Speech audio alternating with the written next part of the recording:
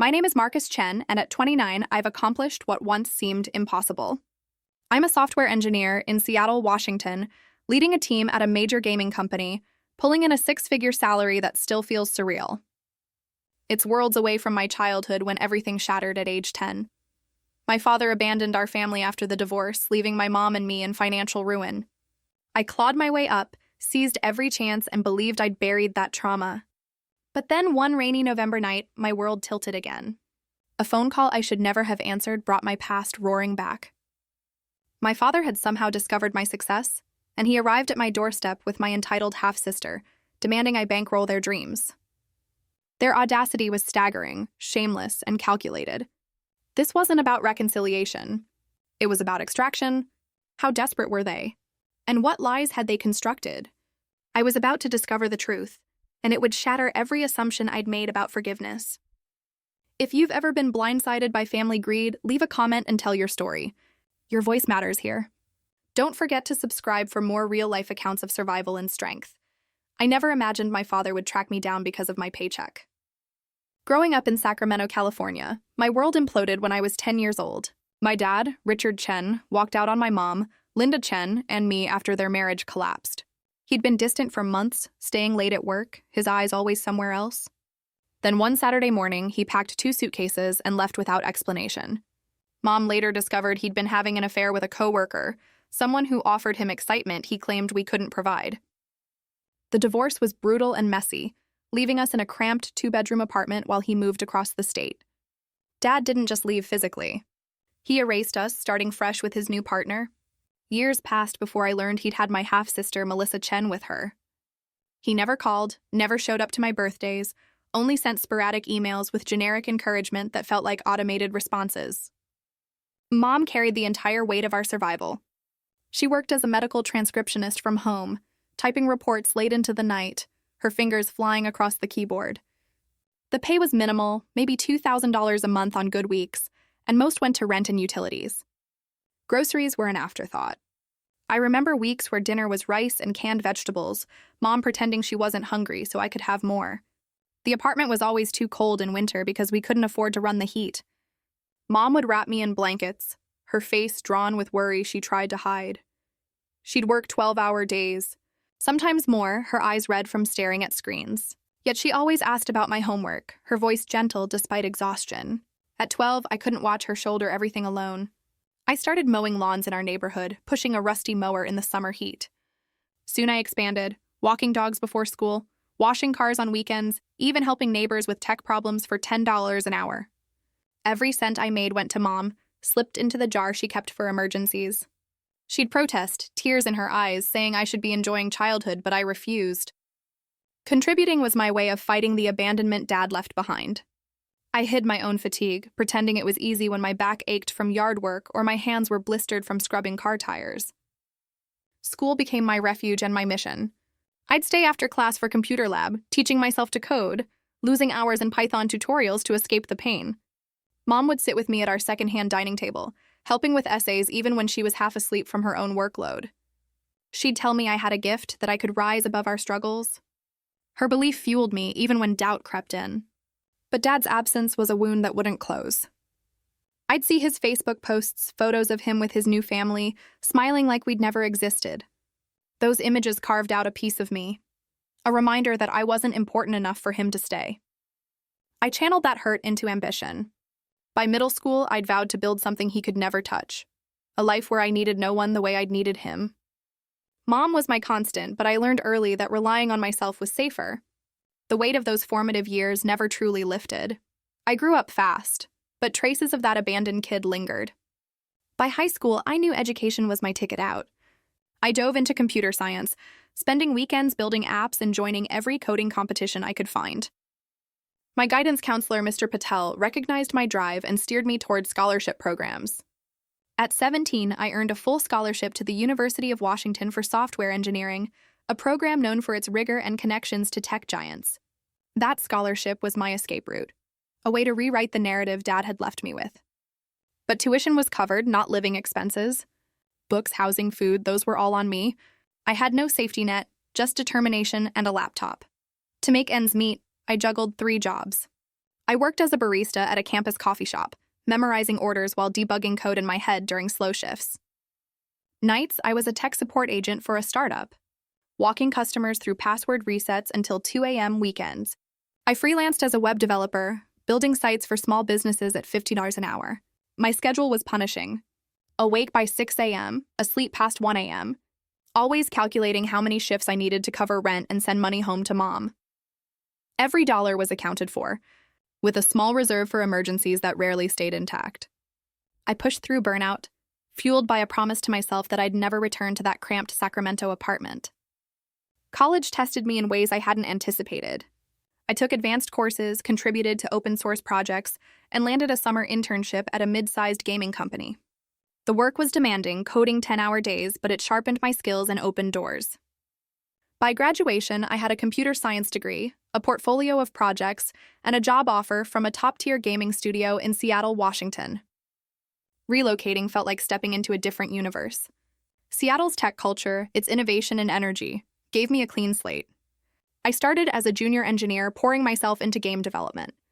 Within 4 years, I'd advanced to a lead role, managing a team and earning a salary that eclipsed anything I'd imagined growing up.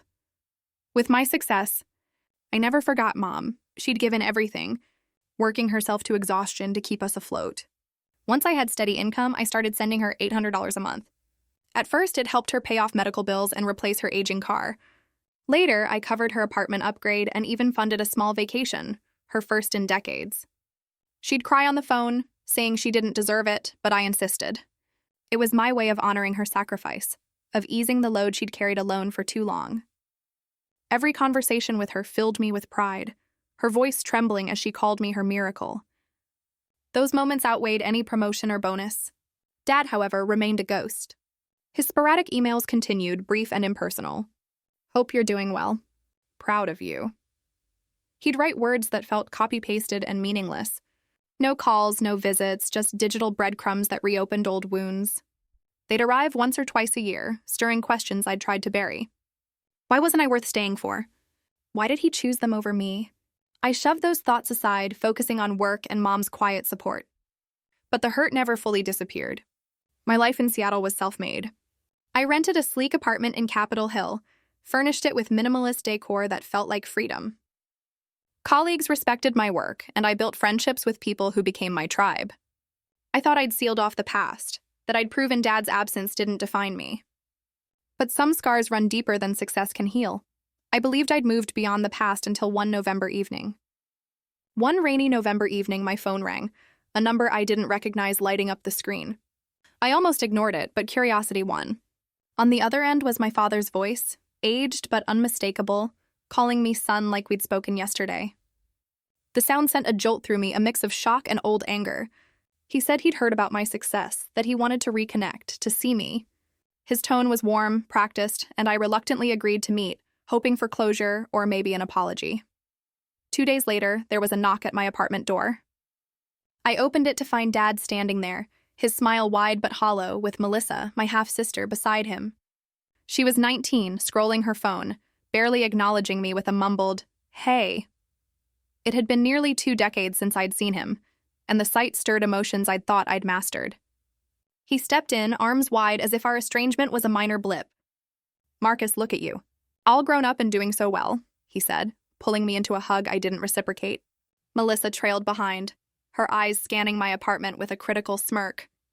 We sat in my living room, the space I'd built with my own earnings, but their presence made it feel invaded. I called my mom immediately to verify the breach.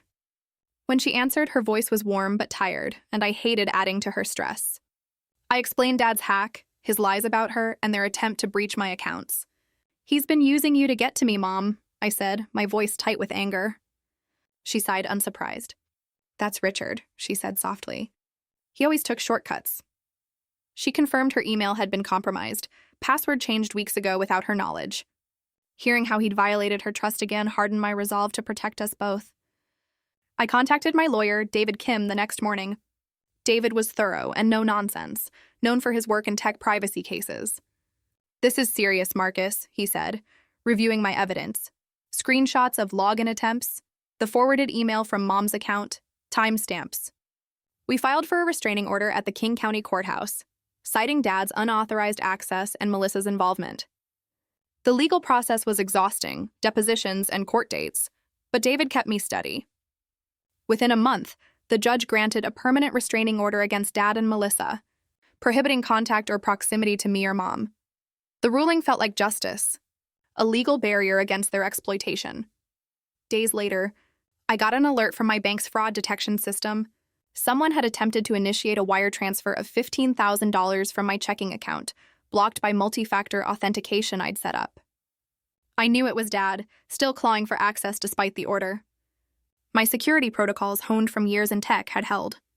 His failure gave me grim satisfaction, but it also left me empty. He wasn't just after money. He wanted to dismantle what I'd built. I reported the attempt to David, who filed a supplementary complaint, ensuring Dad faced potential criminal charges if he persisted. A year passed and my life transformed. News of Dad's actions rippled through his network. Uncle James Chen, Dad's younger brother, reached out with apologies and revelations. "Richard's done this before," James said, sharing stories of Dad borrowing money from relatives and vanishing, lying to friends for personal gain. James's honesty helped me see Dad's betrayal wasn't about me. It was his pattern. Meanwhile, Dad and Melissa faced consequences. Friends who'd supported them learned the truth and cut ties. They relocated to a smaller town in Oregon, their reputation in ruins, a fitting end to their schemes. I began therapy with Dr. Sarah Nguyen, a specialist in family trauma recommended by a coworker. Dr. Nguyen was patient and insightful, guiding me through the pain of Dad's abandonment and recent exploitation. "You've internalized his choices as your failure," she said in one session, her voice gentle. "They're not. They're his." Over months, I learned to release the guilt I'd carried for not being enough to make him stay. I realized his absence was his loss, not my inadequacy. Those sessions gave me peace, a path to healing without letting him control my narrative. Inspired by my journey, I launched a mentorship program in Seattle, using part of my salary to support underprivileged kids pursuing tech careers. The program offered scholarships, coding boot camps, and one-on-one guidance, things I desperately needed growing up. Starting, it felt like giving back to the kid I'd been in Sacramento. My friend Jamal, a fellow engineer, helped me build the platform. Priya, a designer, created our branding, and my neighbor Ethan promoted it through community groups. Their support reminded me I wasn't isolated. Through everything, Mom was my rock. I flew her to Seattle often, watching her marvel at the life I'd created. My friends, Jamal, Priya, Ethan, became my chosen family, people who showed up without expecting anything. They celebrated my successes, listened during struggles, and showed me what real loyalty looked like. One evening, over dinner with them in my apartment, I had a realization.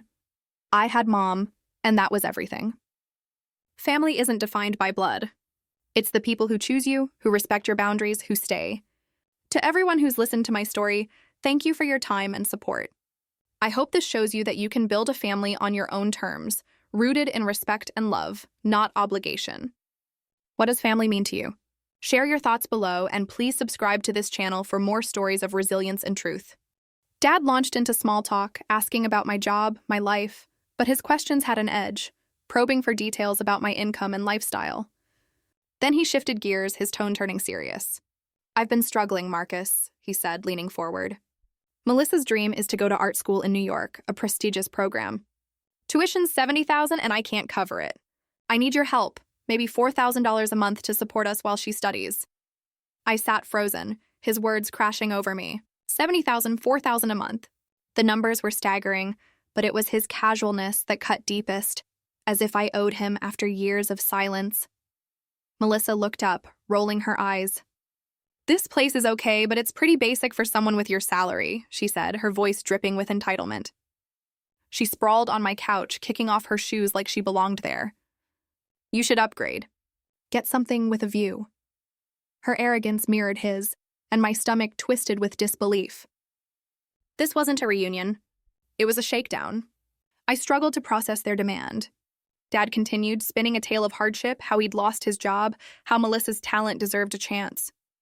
His voice softened, almost pleading, but his eyes were calculating, watching for my reaction. He mentioned my career again, dropping hints that he'd researched my company and salary range. "You're doing so well now, Marcus," he said. Family should help family, right? The word family felt like a slap. Where was he when Mom and I were scraping by? When I was working 3 jobs to afford textbooks? Part of me wanted to believe him, to think this was a genuine attempt to reconnect. I'd spent years wondering what it would be like to have him back, to hear him explain his absence. Maybe this was it, a flawed but real olive branch. But doubt clawed at me. His sudden appearance, his focus on money, it felt orchestrated. Melissa didn't help. She interrupted his story to complain about her current apartment, saying she deserved better accommodations in New York, maybe a studio in Manhattan. Her entitlement was a mirror of his, and it made my skin crawl. I kept my voice steady, asking how they found me. Dad brushed it off, saying mutual contacts had mentioned my success. His vagueness triggered alarms. I told them I needed time to consider, that $70,000 wasn't a decision I could rush. Dad's smile tightened, and Melissa scoffed under her breath, muttering something about me being cheap. They left soon after, Dad promising to call, his hug lingering uncomfortably. I shut the door, my pulse racing, torn between old longing and fresh anger. The next day, I received an email from Dad with Melissa's tuition invoice attached. I agreed to meet Dad and Melissa at a waterfront restaurant in Seattle, hoping for honest conversation after their visit. The place was upscale, the kind with floor-to-ceiling windows overlooking Puget Sound, and I wondered if Dad had chosen it to impress me or guilt me. I found them at a table by the water, Dad in a pressed shirt, Melissa scrolling her phone, indifferent. My chest tightened as I sat, their presence pulling me into a past I'd tried to escape. I wanted clarity, maybe even connection, but their expressions told me this was purely transactional. Dad started with nostalgia, reminiscing about my childhood as if he'd been there. "Remember when I taught you to ride a bike?" he said, his eyes warm but fake. I didn't remember because it never happened. Mom had been the one holding the seat, running beside me. His fabrications stung, rewriting history to suit his narrative. He moved quickly to why I was really there, painting a picture of desperation. "I've been out of work for a year," he claimed, his voice heavy with false regret. "Melissa's future depends on this school. I tried everything, but we're stuck." His lies were smooth and rehearsed, designed to tug at sympathy I didn't feel. Before I could respond, Melissa cut in, her tone sharp. "I need a car for New York," she said, finally looking up. "Something reliable like a BMW, and my laptop's ancient. I can't work on art projects with this junk." Her demands piled on. A $40,000 car, a $2,500 MacBook Pro, as if I was her personal ATM. I gripped my water glass, anger simmering. "You're asking for a car and a laptop on top of the $70,000? I said, keeping my voice level but firm. Melissa shrugged. "You make bank, Marcus. What's the problem?" she snapped, tossing her phone on the table. Dad jumped in, his tone shifting to guilt. "We're family, Marcus. You've built so much. Can't you share a little?" His words echoed their apartment ambush, but now they felt more manipulative, more desperate. I took a breath, my mind racing. "I worked for everything I have," I said, my voice steady. "Mom and I had nothing after you left. I'm not your emergency fund." Dad's face hardened, his mask slipping. "You're so ungrateful," he spat. "I gave you life and this is how you treat me?" His accusation cut, reopening wounds I'd thought were healed, but I refused to let him twist the narrative. Melissa scoffed. "Figures. Dad said you'd be like this, all high and mighty." Her words confirmed what I suspected. Dad had poisoned her against me, filled her head with lies to justify his absence. The argument escalated, Dad raising his voice, blaming me for not reaching out over the years. "If you'd tried, we could have had a relationship," he said, his eyes flashing. I shot back, "You left when I was 10. You sent emails, not visits. Don't put this on me." My heart pounded, years of suppressed hurt pouring out. Melissa joined the attack, yelling that I owed them, that I was selfish for hoarding my success. The restaurant grew quieter, diners glancing our way, but I didn't care. I stood, my chair scraping loudly. "I'm done," I said, my voice shaking with rage. "I don't owe you a thing." Dad grabbed my wrist, his grip tight. "You'll regret walking away, Marcus," he hissed, his face twisted with anger. I pulled free, leaving the restaurant without a backward glance, their voices fading as I stepped into the Seattle rain. My chest ached, a storm of fury and grief. I'd hoped for something real, but Dad was the same, using me just as he'd used Mom. Melissa's entitlement only deepened the betrayal. I went home, but they didn't stop. That evening, my phone buzzed with a text from Dad, insistent and vague. We need to talk more. Come by my hotel. Against my instincts, I went, hoping to end this cleanly. I arrived at a mid-range hotel downtown, finding Dad and Melissa in a small suite. Dad's smile was tight, nervous. Melissa lounged on the bed, her phone in hand, looking bored but expectant. The air felt wrong, charged with tension. Thanks for coming, Dad said, gesturing for me to sit. I stayed standing, arms crossed, watching them closely. Dad tried small talk, asking about my projects at work, but his questions were invasive, digging into my finances and bonuses. Then he pushed again. Melissa's counting on you, Marcus, he said. We just need a little help to get started. Melissa nodded, adding, Yeah, it's not like you'll miss it. Their persistence felt like a trap, and I kept my answers short, my unease building. I excused myself to use the restroom, stepping away briefly. When I came back, Dad was at my backpack, which I'd left on a chair.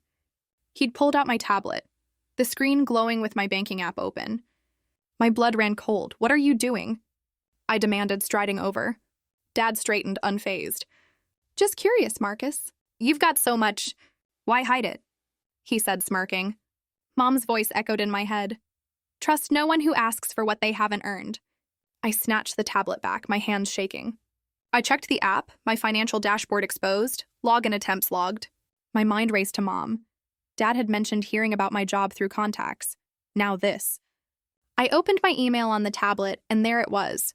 A forwarded message from Mom's account, detailing my promotion and salary, sent to Dad's email. He'd hacked her account, violated her trust to dig into my life. The betrayal was a gut punch, not just to me, but to Mom, who'd never speak to him. You hacked Mom's email, I said, my voice low and dangerous. Dad's face paled, but he didn't deny it. Instead, he lashed out. Your mom's a failure, Marcus, he spat. Stuck in that dead-end job dragging you down. I had to see if you escaped her mediocrity. His words were poison, attacking the woman who'd sacrificed everything. Melissa laughed, adding, Yeah, she sounds pathetic. You're lucky you got out. Their cruelty ignited a rage I'd never felt. I stepped toward them, phone in hand. Get out of my life, or I'm calling the police, I said, my voice cold. Dad's eyes widened, his composure cracking. You'd turn on your own father? He hissed, standing. Melissa sat up, her smugness fading. Relax, it's not that serious, she muttered, but her voice wavered. You hacked Mom's email and tried to access my accounts. That's criminal, I said, dialing 911 but not hitting send yet. Dad grabbed Melissa's arm, pulling her toward the door. This isn't over, Marcus, he warned, his voice icy. They left, the door slamming behind them. I sat on the hotel chair, my hands trembling, and reviewed my tablet. The logs showed multiple failed login attempts, a browser tab open to my bank's security settings. My background in software engineering made me vigilant. I knew they'd been fishing for access. Dad's hack of Mom's email wasn't just a violation, it was proof he'd never cared about us, only what he could extract. The weight of his actions settled over me, a toxic mix of betrayal and resolve. I needed to know the full extent of his schemes.